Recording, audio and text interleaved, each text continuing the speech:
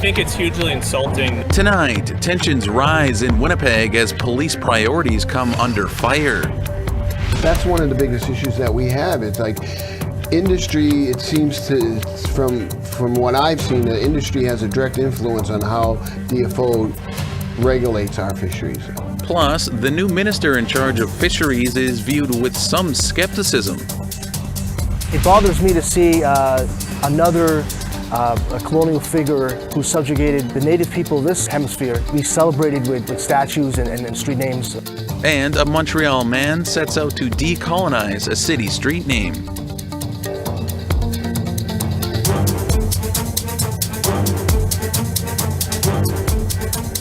Good evening, Tansei Anine. Welcome to APTN National News. I'm Daryl Stranger.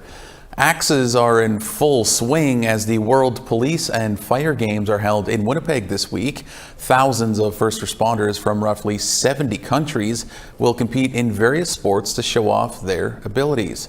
But as the competitions go on, tensions with the city's own police and residents continue amid calls to search the landfills for the remains of Indigenous women. Sav Jonesa has more. Protests against police hit a peak this week. They're feeling the heat this summer as tensions rage on over police priorities. Search landfills for the remains of Indigenous women, or host an international sport competition for first responders. I think it's hugely insulting. Daniel Friesen of Winnipeg Police Cause Harm says if they would listen to community, the answer is clear: search the landfill. Our elected officials are choosing to spend millions of dollars on this celebration of carceral violence, of policing, when there's so many community needs, clear asks that are being unmet, like searching the landfill. The group staged a mass bike ride on Friday to protest the World Police and Fire Games. According to Mike Edwards, COO for the Games, they are about bringing people together. While we recognize and understand the pain and everything that is going on and is being felt in the province of Manitoba, we do believe that the spirit of collaboration that we have been able to develop brings a lot more positive and brings the two communities together. But Friesen says the roots are racist. He says the first games took place in California in 1967 during mass tensions with Black liberation and anti-war movements. That's very much the spirit of the games when you intertwine, policing into any other kind of thing. Police bring violence with them. That's their job, to bring violence and to coerce people. And so that spirit, of course, is going to be carried with the games. I don't think that's something we should be putting public money towards. On Sunday, the Assembly of Manitoba Chiefs protested the opening ceremonies of the games. Camp Mercedes is a nearby memorial camp set up alongside the ceremonies. The conflict is clear. While the province and city have funded millions towards the games, they have promised $0 to the landfill search. The provincial government refuses to look into further possibilities, while the city agrees the search should go forth despite no financial help. Through influencers on TikTok and outspoken leaders in Indigenous politics, calls for searching the landfill have come from across the country. If we're an Indigenous person and we're in these positions, this is what we have to do. We have to break rules. We have to push boundaries. And so we're here today to come show our love and support for the families who have set up here so diligently and have to mourn so publicly. For Cambria Harris, the daughter of one woman believed to lay in a landfill, there is no other option than to search. We're not asking, we are telling you that this needs to be done. You will search the landfill, and if you will not, you will hand me the shovel and you will hand me the hazmat suits myself, and our community will go in there and retrieve our woman.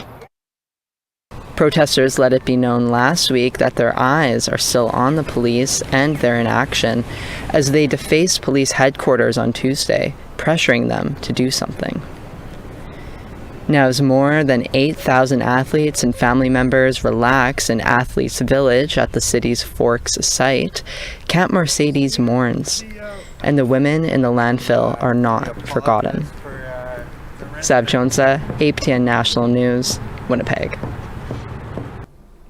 Now, APTN News reached out to the WPFG on allegations of racism at the roots of the event, and we are awaiting a response. We reached out to the city, the province, and the Winnipeg Police. Police could not make anyone available for an interview. The city acknowledged the request, and the province has not yet answered.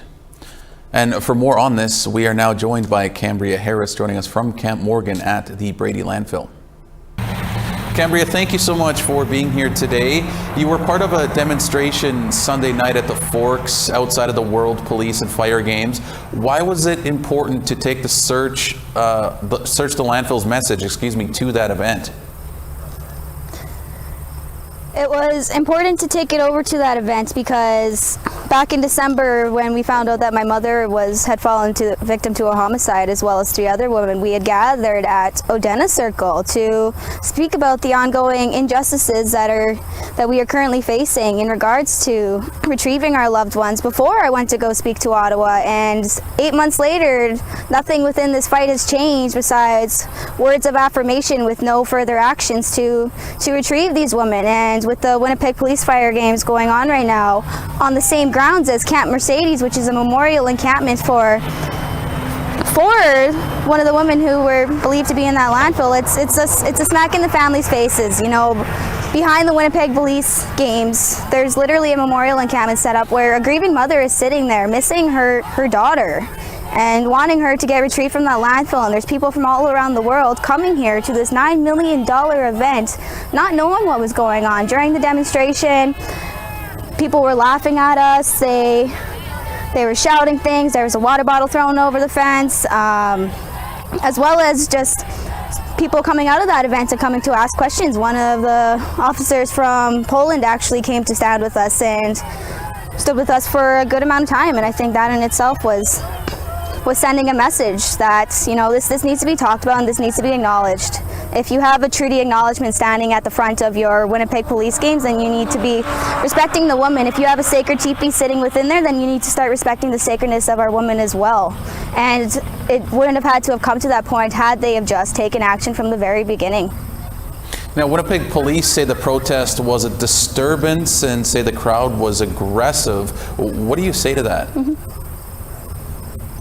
I would like to say that this could have very, very easily been avoided, and there was no aggression shown. And I posted the video evidence on my Facebook as well as Instagram because I was live at the time of this incident for my safety and for the security guard safety and anyone else that was in that surrounding area, because things happen. And what had happened was, when they said that we were pushing the fence, they were pushing the fence because the security guards had started using the fence as a physical wall to push us back, and as they were doing that, they dropped the fence on my foot while another security guard is pushing me back, and I'm telling them, how do you expect me to move back when I am physically stuck here as you're assaulting me? And that's what happened. And then immediately after they lifted the fence and I got out, that's when we created that space. So it was not aggressive that entire time, and it didn't ever have to get to that point had they have just listened from the very beginning. Cambria, do you feel there's a lot of tension right now with police given everything that's going on? Absolutely. I absolutely find it frustrating because it's been known time and time again that Indigenous lives are not being valued. If the reconciliation that's talked about, the 231 calls to justice that's spoken about, all of those paths and the leadways to stop this ongoing genocide against our women, it's all lies. When, like, back a couple days ago, one of our warriors got arrested at the Canadian Museum of Human Rights for mischief and body armor, for standing up for a woman when a security guard was caught committing an indecent act. And the police did not investigate it any further, but instead arrested our warrior for standing up to those kind of injustices. Just further shows what kind of systemic oppression we face, because they would rather protect the predators than the victims in these situations. When that man came down and dumped on the red mural, there was no protection provided for our safety here. Just 2 days ago, someone went out of their way to knock the porta potty off of the road a 2-lane road, then there's no way that you can just accidentally hit that. We used to have slow down signs there, but the city took those away. So where is the safety? If we can't even feel safe at our own encampment, then how can we feel safe in our community and in our homes? Cambria, we'll have to leave it there, but we certainly do appreciate you coming on and giving us a bit of your thoughts on some of these situations. Thank you. I appreciate it. In the Atlantic region, the treaty fisheries manager of the Sabaganagati Mi'kmaq Nation is skeptical about the new Department of Fisheries minister over whether she will respect the treaty fishery. Angel Moore reports. Michael McDonald is the treaty fisheries manager of the Sabaganagati First Nation. He wonders what influence commercial fishers will have with the new Department of Fisheries and Oceans minister. That's one of the biggest issues that we have. It's like industry, it seems to, from what I've seen, the industry has a direct influence on how DFO regulates our fisheries. The DFO minister is now Diane Laboutier. She's the former Minister of National Revenue and Member of Parliament for the Northeast Gaspé Peninsula, Quebec, along the coast of the Gulf of St. Lawrence. She grew up in a fishing village and is well known to commercial fishers. Like her previous decisions were directly influenced by industry, and so how do we know that in future, you know, if we try to do any dealings with Department of Fisheries, how are we going to know that it's going to be fair? The Mi'kmaq have a treaty right to harvest lobster to earn a moderate livelihood. DFO can regulate the fishery for conservation and public safety, but courts have ruled the treaty fishery comes before the commercial fishery. You always have to consider what the Supreme Court of Canada has said in over a dozen court cases. The Supreme Court has said the same thing. Aboriginal rights take priority over commercial rights.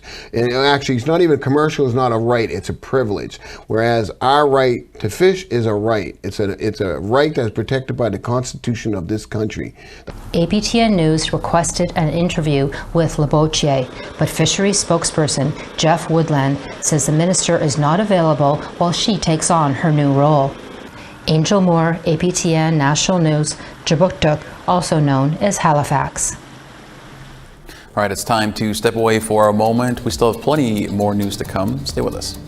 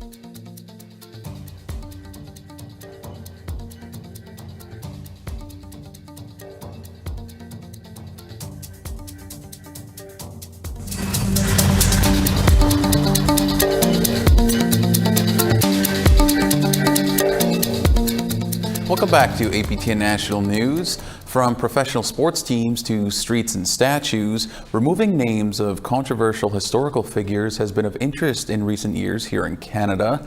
Most recently, a Montreal man wants the city to rename an avenue commemorating the father of colonialism. Here's Maricela Amador with more.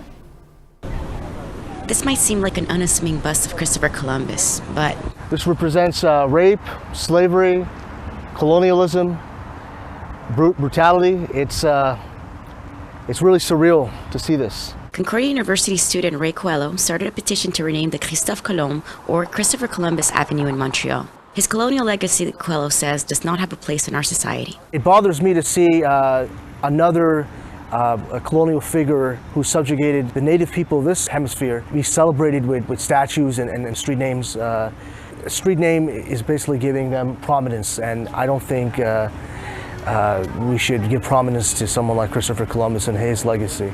Coelho is campaigning door to door using this pamphlet, collecting signatures and educating Montrealers about Columbus's sordid legacy. He currently has about 200 signatures, but is aiming for more. I plan on taking the 1,000 signatures to the City of Montreal and bringing up the issue formally in a council meeting. Changing a name is difficult, but it has been done before. Back in 2019, the city renamed Amherst Street, named for the general who distributed smallpox-infested blankets to Indigenous people. It's now called Adedego, a Mohawk word loosely translating to brothers and sisters. The City of Montreal has a committee that specifically looks at these requests. Si on reprend l'exemple de Christophe Colomb, la solution, c'est peut-être pas de renommer la rue, c'est peut-être d'ajouter à l'histoire, c'est peut-être d'ajouter une plaque qui explique l'histoire de Christophe Colomb et le passé plus douloureux et plus sombre qu'on connaît de cette personnalité-là. Ça peut être d'ajouter un autre nom, mais ça, c'est le comité qui va réfléchir à tout ça avec leur expertise. Although Coelho has not formally submitted the request to the city, he already has the support of some provincial politicians. I think one of the most elementary steps to reconciliation is to take down the monuments to the genocidal figures, to the people who perpetuated this brutality towards the Indigenous people that were here far before the Europeans arrived. Tyrell believes that change should and will be adopted. So does Alain Vabineau, a federal lobbyist against racial profiling. Once we bring this petition forward and demonstrate the importance and the symbol around the change of names, we're hoping that the city will act pretty swiftly. But Coelho's campaign isn't limited to the downtown area. He would also like to rename Columbus Avenue to the west, in the municipality of Pointe Claire, where he grew up and currently lives. Coelho says that residents of the avenue have suggested restoring its previous name, Des Ormes Boulevard. The majority of people I've approached at our home have signed a petition, which is very encouraging. Maricela Amador, APTN National News, Montreal. Manitoba's Auditor General has come out with reports on key areas which affect Indigenous people in the province. Auditor General Tyson Shtakailo joined me earlier. Mr. Shtakailo, thank you so much for joining us here today. Now, your report found that people seeking addictions treatment are not getting the service they need. So what were some of the key findings there? Well, we looked to see if people were getting access along the complete continuum of care. So when someone is in recovery, there's multiple stages of recovery. So for each stage, we looked at how easy it was for someone to access it. And what we found was there is a lot of shortage of beds and facilities. And we found particularly in rural and northern areas, there was issues with either transportation or a lack of availability of spaces. Now, court services are also named in the report. Can you walk us through a bit of that section? Sure. In court services, what we looked at was what the Department of Justice does to provide the appropriate tools and resources to the judges and the courts to conduct their judicial process. What we found were a lot of barriers with respect to technology and to staff vacancies. And last one for you here, what changes are you recommending for the protection for persons in care? You mentioned serious and systematic issues, so what's the impact of that? Right, so with respect to that report, we had found that they were using a very, very strict interpretation of the term abuse. So they were concluding in cases where people were harmed that abuse didn't occur because it didn't meet their strict definition of what abuse was. So, probably the main recommendation in the report was that the government revisit the definition of abuse that is in legislation or the interpretation of abuse so that they can make these investigations and come to more reasonable conclusions. All right, Mr. Stakilo, we'll have to leave it there, but we certainly do appreciate you coming on and giving us a bit of insight into this. My pleasure. Thank you. All right, we do need to take one more commercial break here on the show. Stay with us. Our photo of the day and weather are next.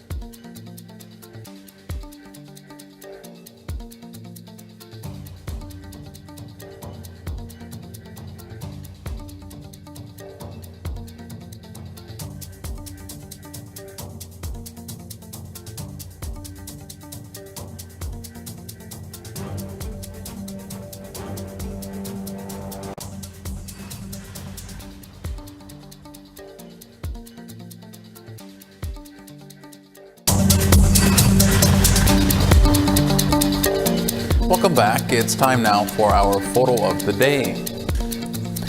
A sunset over Poisson Blanc in Quebec. Thanks to Mark Blackburn for sharing this picture from a recent camping trip. Hope the trip was excellent, Mark.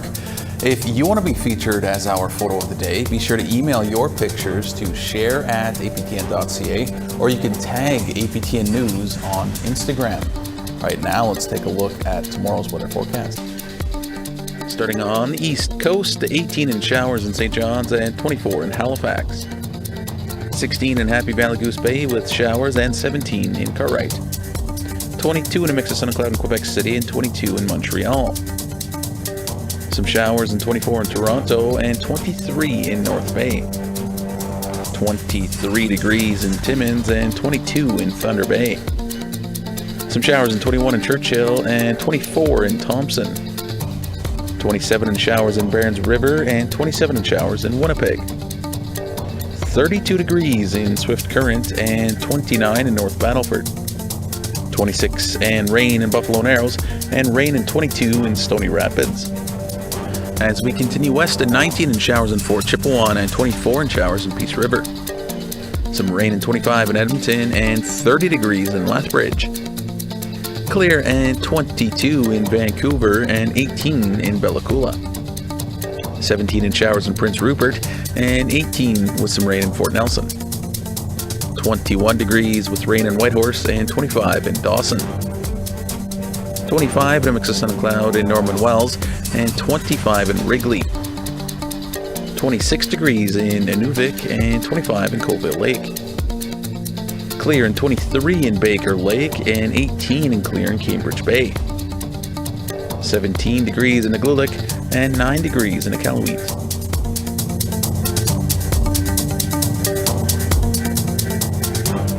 Performers from NASDA, Australia's premier First Nations dance college, are set to showcase one of their biggest performances yet. It's called Ati, and the troupe describes it as a dance reckoning of truth, place, and belonging. Here's NITV's Ricky Kirby with that story.